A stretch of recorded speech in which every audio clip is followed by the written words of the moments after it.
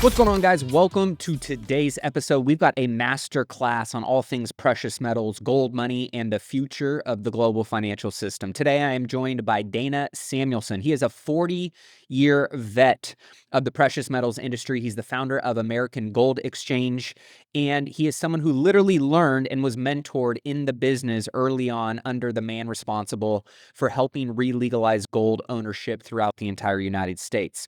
In this conversation, we break down why gold has been on this massive parabolic run, what's going on in this consolidation phase, what central banks around the world are doing behind the scenes right now, and why global debt, geopolitical tensions, and currency shifts may be setting up the next phase of the precious metals market. We also got into how investors should think about gold inside their own portfolio, many of the biggest mistakes that people make when buying physical metals, how to avoid scams, how gold compares to, of course, digital gold, the good old Bitcoin argument as a store of value in the modern economy. So if you want a clear understanding of where gold may be headed and how it fits into your investment portfolio and landscape going forward, you're going to get out a lot of today's episode. Let's go ahead and dive in. Well, I'm excited to welcome into the show Mr. Dana Samuelson. How we doing, brother? I'm doing great, Matt. Thanks for having me. I was sharing with you before we jumped on and went live. I don't get too many people that catch my attention in the precious metals space. And then when I saw your resume kind of come across my desk, and obviously 4 decades of experience in the precious metals industry, the parabolic run that we've been seeing in that space over, call it the last 6 to 9 months. I felt like it was one, timely, and two, as a student myself, I'm always looking to learn, gain some alpha, get a little perspective from somebody that's on the front lines and in the trenches as you are. So I appreciate you coming on the show today. Thanks for having me. I'm honored to be here with you. I love your podcast and the insights you bring. So tell me a little bit more real fast. How did you decide? I'm not sure you grew up saying, I'm going to, have a career in the precious metals industry. So what was it, 40 years ago that brought you into the space, and obviously what led to an amazing career? Well, I've had a very organic path. I got out of college in 1980 with a German degree of all things, which led me to be completely unhireable in the marketplace, just like most graduates were unhireable in 2009 due to the economic circumstances at the time. We had, inflation was sky high, interest rates were sky high, the economy was not doing well. We had an oil shock, hostages in Iran. But my brother had been in the precious metals business for 5 years before me. Mm, And he was working with a company in Houston, Texas at the time that was the biggest regional silver buyer during the Hunt Brothers run. And they were literally buying tons of silver on a weekly and monthly basis. They had a guy in their vault that was overworked and stressed, and they needed somebody to work in the vault that could be trusted to back him up. And that's how I got my start, literally at the kitchen sink if it were a restaurant. And I did that for 2 years, literally counting, shipping, and weighing tons of silver and hundreds of ounces of gold. And I ended up getting a lucky break. I got a job offer from Jim Blanchard, who was the man responsible for the private re-legalization of gold ownership in 1974. Gold was illegal to own in the United States between 1933 and 1974. And wow. when Nixon took us off the dollar to gold peg in 1971, Jim fundamentally understood that the dollar would lose purchasing power to gold over time. And he was completely right. He got precious metals re-legalized in 1974 and had a grassroots list of names of people who were interested through his movement to get it re-legalized. And they asked him, well, where do we buy it? He said, well, I'll sell it to you. And by 1980, during the first big run in metals, he had the largest mail order coin company in the business. Wow. So I went to work for Jim as a vintage coin appraiser. So I'm a vintage coin nerd. I learned how to appraise the old $20, $10 gold coins, silver coins. And when the buyer would go to coin shows, I went up to the trading desk as a substitute trader, and I eventually got hired as a trader. Got a pretty good head for numbers, and I'm good with people. And by the late 80s, I was spending 50 million bucks of Jim's money with the industry, and I got to know all the players through working for Jim. And a couple of my peers today run U.S. Mint distributorships. Mm. And I've gotten very well connected because, these are the guys I grew up with. And I started American Gold Exchange in 1998 as a company that deals with the trade, buys from the trade, and basically sells to the public. So we're an intermediary between the marketplace and the public, and we make a competitive two-way spread on the physical products, the modern bullion ounces and the vintage U.S. gold and silver coins. Wow, that's amazing. I hadn't heard his name before until I saw it. He was kind of one of the pioneers in the space and really a great mentor to you. And I know we're going to, segue into kind of what's going on right now and your perspectives around a lot of that and how it really ties into, investment opportunities for people going forward. That being said, I'm always curious of the wisdom and kind of the breadcrumbs on the trail that mentors leave for those that are behind them. And what were some of the things that Jim taught you that really, whether it shaped your perspective on gold or numbers or just investing in general, that have really served you over the course of your career? Well, Jim was a history buff, and that's why he, understood, gold's role in monetary society. And, for most of man's time on the planet, gold has been currency, has Yep. been used as money. We took the gold out of the currency in 1933. And as a student of history, Jim understood that that was a recipe for, the politicians to print, which is exactly what FDR wanted to do. And then when Nixon took us off the peg to the dollar, when the dollar was the world's reserve currency backed by gold, Jim saw that opportunity. So fundamentally, he was always a little distrustful of governments Hmm. and Weird. spending I wonder and why. debt, right? And he was right in spades. He was just a real innovator. And we had an expression that whenever we gave Jim lemons, he could always figure out how to make lemonade out of them, And he really helped to develop a grassroots movement for monetary reform in the US. Now, it wasn't true monetary reform because our debts exploded to levels that he never would have thought when he passed away in 1999.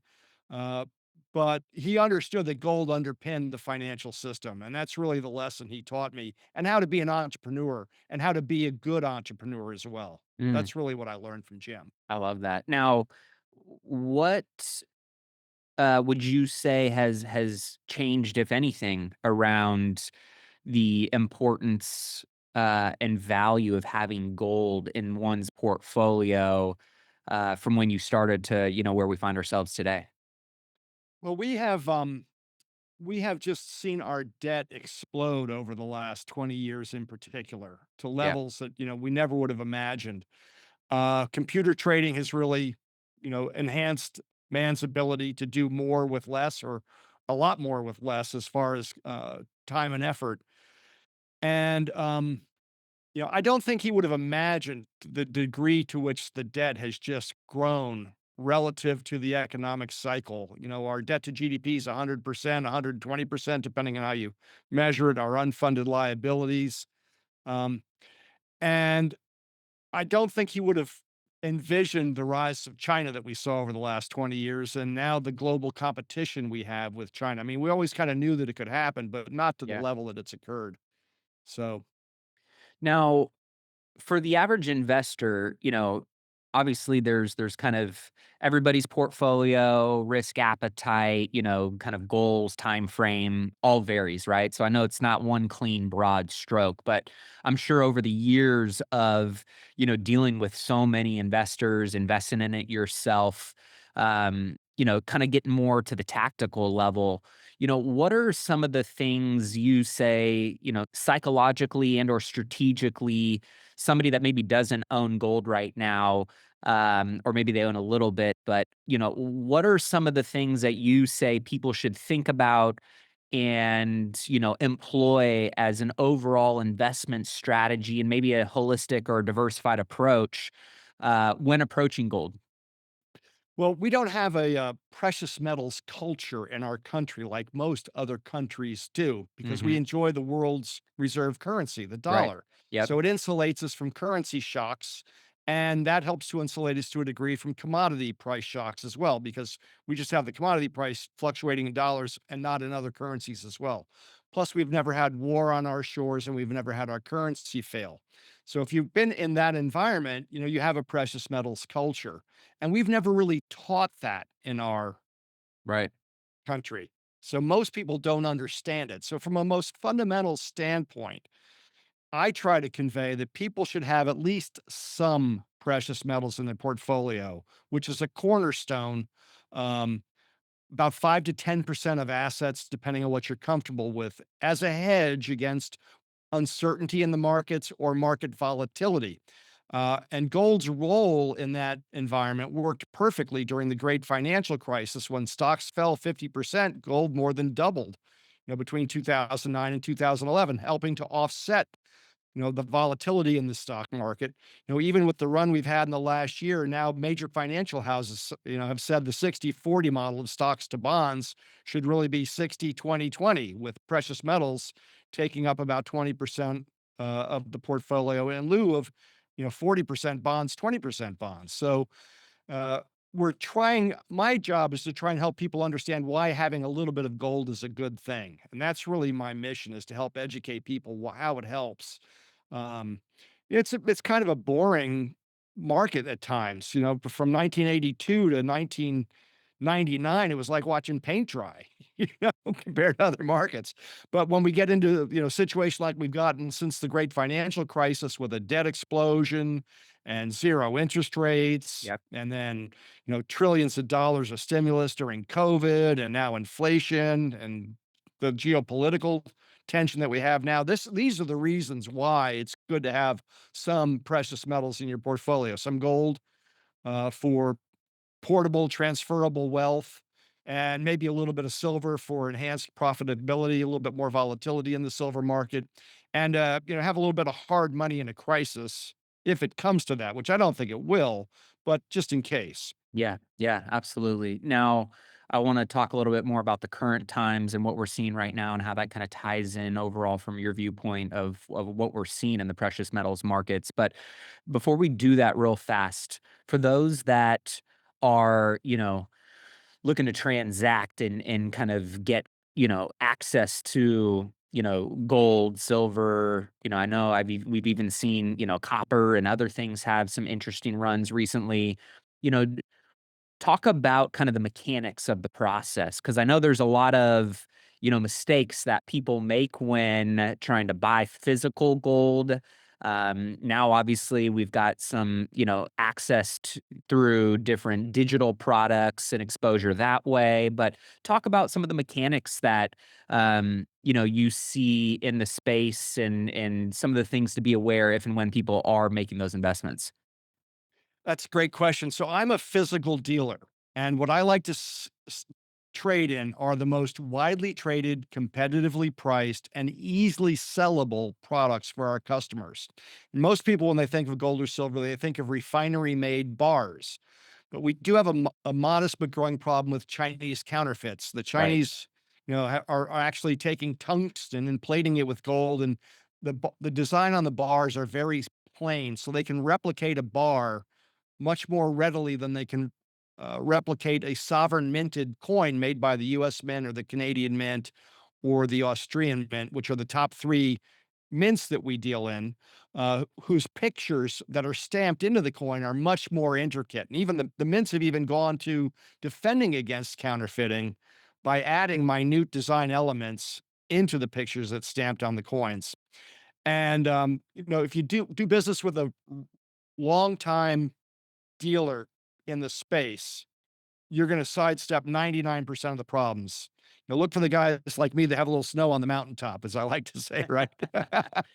Who've been around a while. We've been through thick and thin markets, so we'll survive the bear markets. We're unregulated, so we do have opportunists that come into our space, and you want to avoid them because they're in it to make a fast buck, and they may not be around when you need them. So having a reliable dealer that you can develop a relationship with is important for people as well. Because when things get volatile, like we've seen over the last 6 months, If you have a relationship with a dealer, we take $1 million trades from people over the phone if we know them. If Yeah, we don't, right. we want to deposit first. But the most important thing is to stay on the main road. And that's for 1 ounce gold coins. That's US Mint Gold Eagles, Canadian Gold Maple Leafs, and Austrian Gold Philharmonics. As I like to say, that's vanilla, chocolate, and strawberry, the most popular flavors if they were ice cream. And any dealer in the country knows what they are. They make a competitive two-way market. But these are physical products, and they don't have as tight a buy sell spread on them as ETFs do, or mining stocks, which are other ways you can invest in gold or silver on Right. paper, either through ETFs or the companies that actually pull the metal out of the ground. So there's friction to the transaction. On gold, the buy sell spread's about 4%, which at $5,000 an ounce is $200. It's got to go up just to break even. On silver, it's, 4 or $5 an ounce. So if you're going to put money into this space, especially in the physical sector, this is money you want to dedicate for a longer hold. One of my friends who does a lot of real estate said to me years ago, I give myself precious metals and real estate to give myself a present in 10 years. Yeah, And he's right. It tends to work very well that's a good with a outlook. longer outlook. Yeah, And I like having gold as a way to have liquidity in any market environment, because there's times when, if you want to get credit from a bank, 2008, bankers would give loans to dead people to buy houses, right?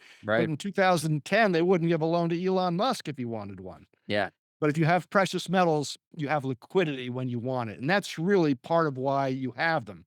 So that when things go counter cyclical, and gold tends to do well when things are doing poorly, you can sell some gold and raise some cash to go into other markets, either take advantage of stocks that are beaten down or real estate that's beaten down.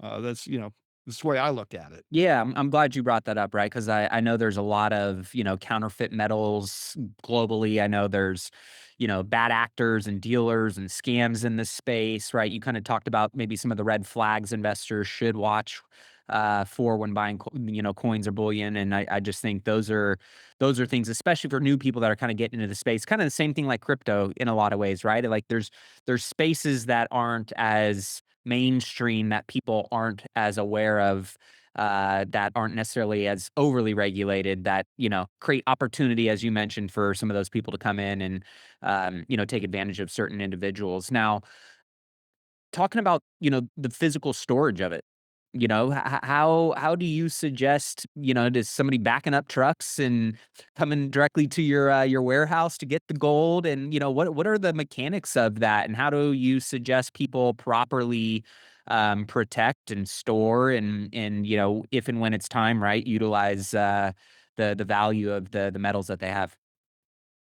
Well, the beauty of gold is that it's very compact. 100 ounces of gold is about the size of a paperback novel. And today it's about a $500,000 worth of value. So it's easy to Wow. store a lot of value in a small space. So for most people, storing gold somewhere is pretty simple if you're comfortable where you put it. Now, we don't recommend bank safe deposit box like we used to, because what if there's a bank holiday? You want to Hmm. have access to your gold, and you want to be able to sleep at night. For most people, you can hide it somewhere in your house, or we do recommend independent storage facilities. There's several good ones around the country, but you may not have easy, drivable or quick access to them, that are run by professional, dealers. Um, to store the metal. You don't want to store metal with your dealer.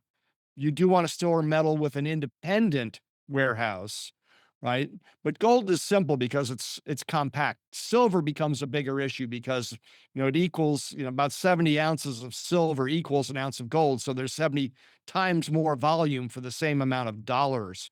So if you want to store silver in bulk, then that becomes more of an issue where a storage facility is more appropriate. Um, People can own precious metals in their IRAs, but you have to have a custodian manage your account. You can't hold the metal yourself. So basically, what we do is we will help you, find the right products, deal with your custodian account, and then put it into a storage facility. We use the same storage facilities that the IRA companies use for the most part. Got it. Good to know. Now let's, get your take on kind of what's transpired over the last, call it 3 to 6 months, and maybe you can give us, your perspective leading up to it, as you're going through it, kind of where we find ourselves at right now. Obviously, it was a, pretty parabolic run, and you can speak better to it, from a contextual standpoint than I can. But it felt like a parabolic run, as you mentioned earlier. A little bit of a pullback and some consolidation, some profit taking. But it still seems like there may be some runway in front of us for precious metals. I mean, I saw recently JP Morgan predicts gold could soar to 8,000 this year, which, if that happens, there might be some interesting stuff going on in the world. But give us, your take on kind of what led to this, and where you think things are heading. Well, I'm gonna go back a little bit farther than 6 months just to get the Please. setup correct. So basically, since the great financial crisis in 2010, central bankers, the most conservative bankers in the world, who were net sellers of gold from 1950 to 2009, started buying gold because of the debt explosion. Yep. So on average, they went from supplying the market to taking metal off the market. And between 2011 and 2021, central bankers on average were buying about 500 tons of gold a year. Now that's about 1/7 of the annual mining supply, which is about 3,500 tons of gold. So now they're nibbling into the available above ground supply. Well, when Russia invaded the Ukraine and we weaponized the dollar and penalized Russia by kicking them off the SWIFT bank global payment transfer system and seized 600 billion of their assets. Hmm. Central banks, especially the BRICS nations, started buying gold at much faster clip, 1,000 tons a year for the last 4 years.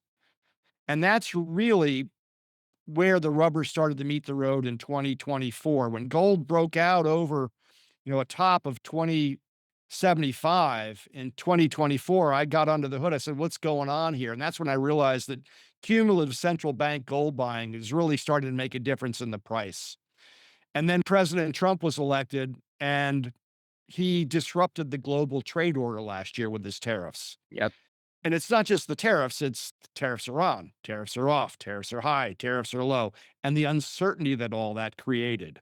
And that helped to spur a global buying in gold last spring and especially in silver last fall, which cumulatively led to the big run that we've had since Thanksgiving of last year, where silver went from $50 to 120, and gold went from about 4,200 to 5,600 at its peak. Now, gold is much more stable relative to silver, but still, it's one of the biggest runs I've seen in the last 18 months, from 2,000 to 5,600, or a little over 18 months. If you'd asked me when President Trump took office and gold was 2,900, are we going to see, $5,000 gold in a year and a half? I would have told you no. That's, 500, 10% is what gold has averaged over the last 15, 20 years on an annual basis. Now it's lumpy. You could go up 12% one year, down 5 the next.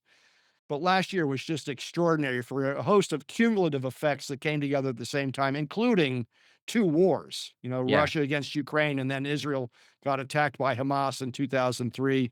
And the debt just keeps piling up on top of that, which is a fundamental driver underneath of it all to start with. Yeah, I mean, there's obviously a lot of catalysts here to unpack that. It seems like all have some level of impact in this equation here. And to your point, BRICS kind of being a little bit more of a narrative that has continued to come up, and concerns around the U.S. dollar and the reserve currency of the world, and whether or not that'll ever, you know, actually happen where we, get off of the U.S. dollar. I'm curious on your thoughts on that. Will that ever happen, or do you think we will literally go to war anywhere and anytime we need to protect that interest? Well, the dollar's entrenched in the world's financial system. The BRICS want to have a currency of their own to escape the dollar, but the Right. Chinese and the Indians are never going to agree to let the other Right. control their currency, right? Like the European nations have done Yep. with the euro. So that's never going to happen. So that's why gold has been attractive to them, because gold in a vault can't be seized or sanctioned. It's kind of hard to do trade settlements in gold, but it's happening to a degree now. Mm. Um, if you know who Brent Johnson is, Haven't heard of him. Brent is a money manager out of Puerto Rico. He's got Okay. a company called Santiago Capital.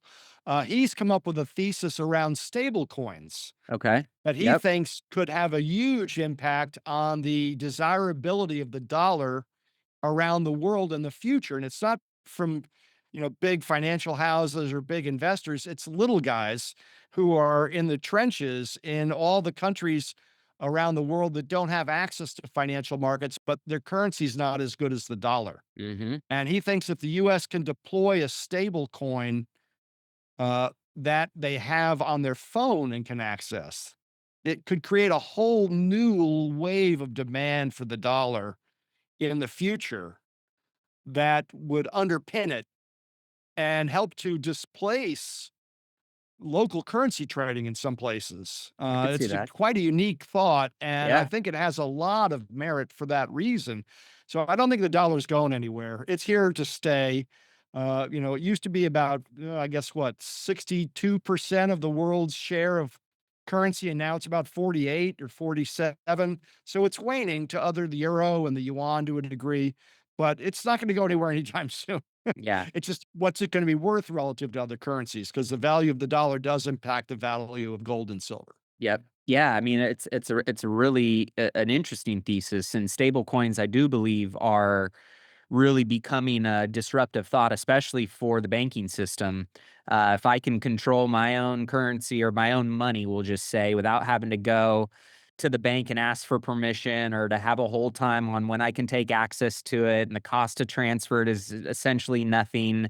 I mean, there's the technology with, call it, the crypto space and stable coins being something that still feels very early, I think, for a lot of people. I know you and I are very engaged in a lot of these conversations, but for the average person, you say stable coin and they go, "What? What is Right. that?" But I do think, especially with younger generations, these types of things are going to become more natural and innate just because of the times and the culture that they're growing up in. Maybe for some of the older generations, it's still a little bit of a foreign concept, but I do think that, with the rapid acceleration of technology and, especially now crypto being, which is another point of discussion for you and I, a much louder narrative now, especially with, institutions didn't want to touch it, or it was the devil, call it a decade ago. Now we're seeing, a lot of interest and participation in the space. We got the Clarity Act, coming into play, and the government is going to be, as Trump has noted, wanting to be the dominance of the crypto world, right? So I'm curious on your thoughts around, Bitcoin and its comparison to gold, right? Like Bitcoin, we've heard this. I know you've heard this, right? That gold, it's the digital gold, right?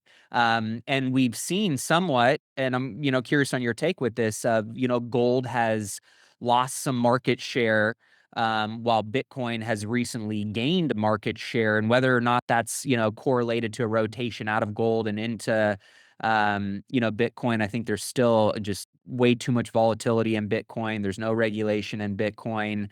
There's a lot of things that I think don't necessarily support this narrative. But what are your thoughts on the comparison of physical gold to Bitcoin being the digital gold? Well, what they have in common is it's a way to take some of your profits and put them into potentially something that might be more attractive Yeah, for stability and privacy and transference of wealth, right? That's typically what gold is used for, and Bitcoin is used for that as well. Now, Bitcoin is, obviously, you said it, it's much more volatile, right? yeah, And it's more speculative than gold, which tends to be a lot more stodgy.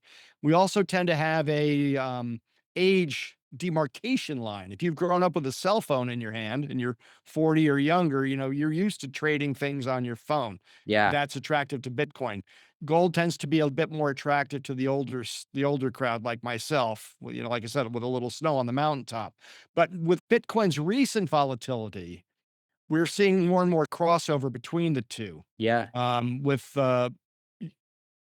older people being more attracted to Bitcoin and younger people being more attracted to precious metals. What Bitcoin really does well, that nothing can touch, not even gold, is move real money over borders easily, privately, which yeah, is why the Chinese, don't want their people to use it to go buy property in California, right? Yeah. Yeah. But that's obviously what's happened. Gold and no currency can do what Bitcoin can do with that regard. I don't think Bitcoin is quite digital gold, but it's a digital precious metals of its own, in a way. Yeah. Uh, that's Yeah. the way I look at it. Yeah. I think that's a, because you hear a lot of people say gold is maybe a little bit more of, and I'm not saying this is exactly the perspective of everybody, but gold is maybe more a little bit of an insurance than it is necessarily an investment, which I think that's very arguable from your perspective and what we've seen, right? I would Uh, agree completely. It's an insurance policy is really what it is. yeah. Yeah. Versus, I wouldn't necessarily call Bitcoin an insurance policy, based on what we've seen, big spikes and big drops. And again, that could change with regulation. I still think there's some major headwinds for Bitcoin to, sort through and figure out that gold probably already has, and is not facing, certain variables like that. But, it's just interesting to kind of think about all the different investment vehicles that are out there, and then obviously with technology coming into play. Do you see any new tech coming into the gold space that could make gold more appetizing, that could create more opportunity and upside than what we see in today's market? Well, the tokenization of gold is coming. It's Yeah. happening already, but that introduces into the equation the one thing that gold really has as its advantage, which is no counterparty risk. Its Mhm. value isn't contingent upon the other side of a transaction or a contract living up to their end of the bargain. If you have real estate and you have a tenant and they're paying your note and then they default, well, that's counterparty risk. If a stock doesn't perform because the company has a problem, that's counterparty risk. Gold doesn't have that. And if you put tokenization into the equation, you create that counterparty risk. But that's really going to allow people to buy fractions of gold much more easily if they can't afford $5,000 for an ounce. But that's really where silver comes into play because silver's much cheaper. If you can't own gold, you can easily afford silver for most people. That's the Yeah. way I look at it. Are there any other precious metals that you like or long term, bullish on that you're paying attention to or investing in your own portfolio? Well, I like platinum and palladium, the other two classic precious metals. Gold is about 90% monetary metal and 10% commodity. Silver's about 50-50. Platinum and palladium are probably, 80% commodity Mhm. and 20% precious metals. They're both scarcer than gold in supply by 10 or 20 times. Both tend to be limited in where you can find them in the ground, South Africa and Russia. Uh, Platinum is used in diesel catalytic converters primarily, while palladium is used in gasoline catalytic converters. And that's a little bit interchangeable depending upon price and what you're doing, but it's a complicated process to change. But that's the fundamentals. But what platinum really has going for it, the palladium does not, is it's a good substitution for jewelry, for gold jewelry in Asia. Mm. In China and Japan, they like platinum for jewelry purposes. And when gold took off last April in 2024 and went from 3,000 to 3,500, about a month later, we saw the platinum price go from 1,000 to 1,400 pretty quickly as buyers realized, well, they can buy platinum in Asia for a third of the price of an ounce of gold and still have something attractive for jewelry purposes. That's helped to buoy the platinum price now up to $2,100 an ounce, but it's still less Interesting. than half of the gold price. And for most of my career, platinum traded at a premium to gold because of its scarcity. But that's a different market than we're in now. But I think platinum has some good upside, but it's more speculative.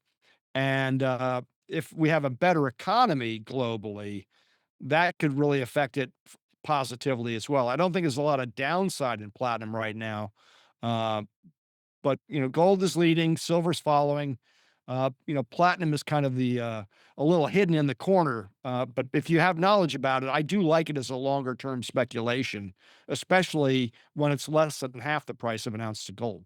I love that. Now, as we wrap up, I want to kind of close on this little two-part question. Um, the future of, precious metals.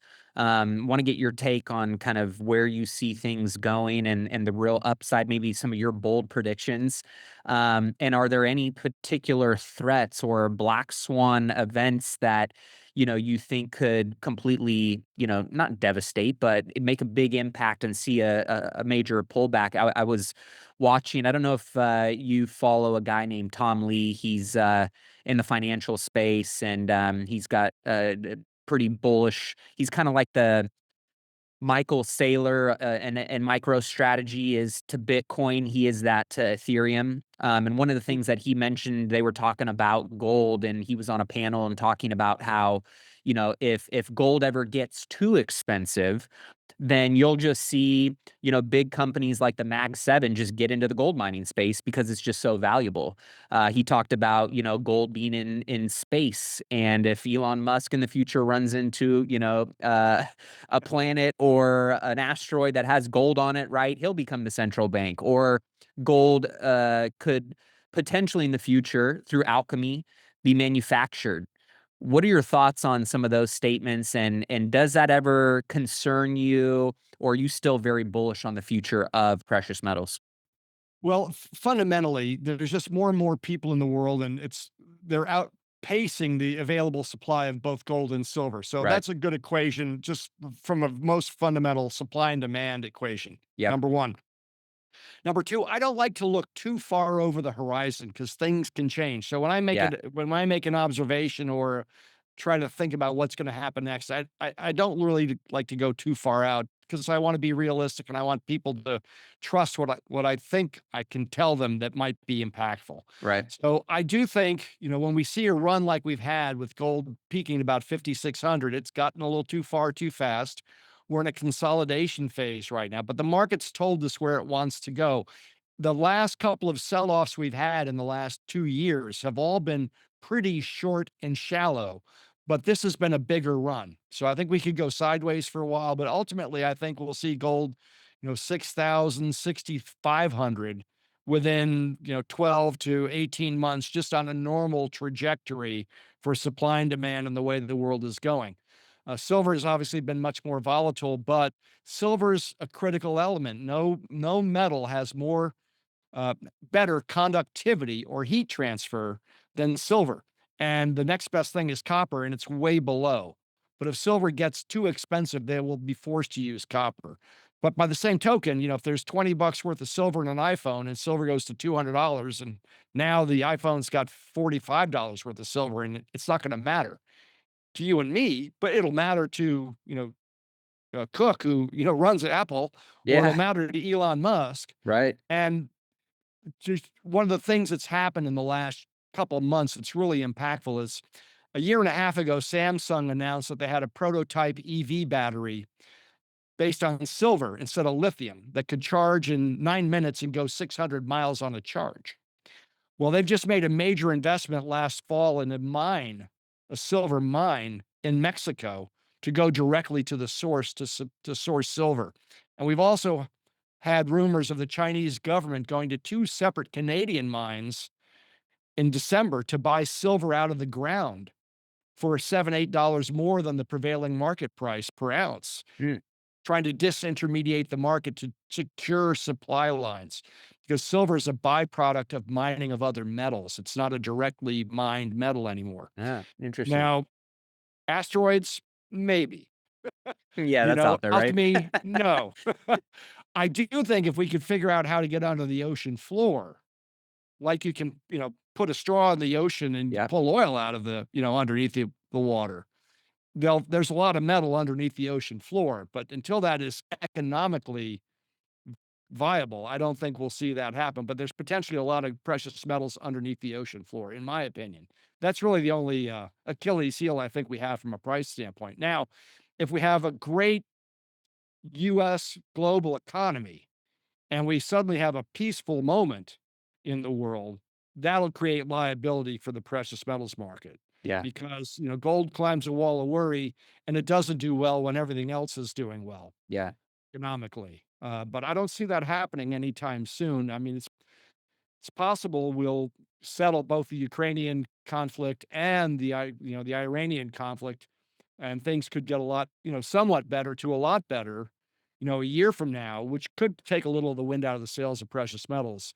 But that is really the only, I think, impactful thing that could really um, bring them down a real notch Yeah. from where we are now. And I'm a little worried we might be kind of headed towards a global economic slowdown.